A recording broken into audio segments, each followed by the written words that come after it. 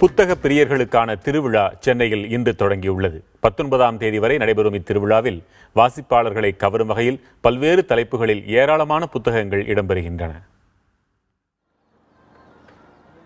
தென்னிந்திய புத்தக விற்பனையாளர்கள் மற்றும் பதிப்பாளர்கள் சங்கத்தின் சார்பாக 40வது புத்தக கண்காட்சி சென்னை கீழ்ப்பாக்கம் செயின்ட் ஜார்ஜ் மேல்நிலைப் பள்ளியில் இன்று தொடங்கியது. அமைச்சர் மாஃபா பாண்டியராஜன் புத்தக கண்காட்சியை தொடங்கி வைத்தார்.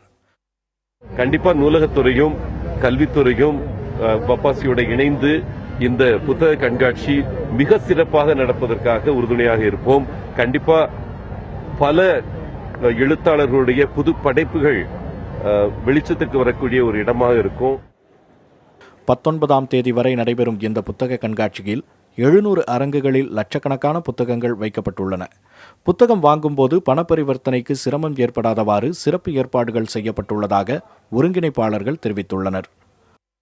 கிரெடிட் கார்டு, டெபிட் கார்டை தான் அதிகமாக பயன்படுத்துவார்கள் என்பதால் எப்பொழுதுமே நாங்கள் 10 கிரெடிட் கார்டு மிஷின்களை தான் நாங்கள் வைத்திருப்போம். ஆனால் இந்த முறை 50 கிரெடிட் கார்டு மிஷின்களை வாசகர்களின் வசதிக்காக ஏற்பாடு செய்துள்ளோம்.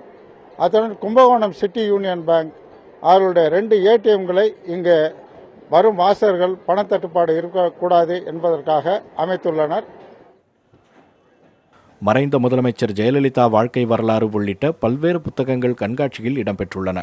புத்தக பிரியர்களுக்கு சலுகையாக புத்தகங்கள் 10% தள்ளுபடியில் வழங்கப்படுகின்றன. கடந்த ஆண்டு 15 கோடி ரூபாய் வரை புத்தகங்கள் விற்பனை செய்யப்பட்டுள்ள நிலையில் இந்த ஆண்டும் விற்பனையை மேலும் 5 கோடி அதிகரிக்க இலக்கு நிர்ணயிக்கப்பட்டுள்ளதாக தென்னிந்திய புத்தக விற்பனையாளர்கள் மற்றும் பதிப்பாளர்கள் சங்கத்தினர் தெரிவித்துள்ளனர். புதிய தலைமுறைக்காக செய்தியாளர் குழு.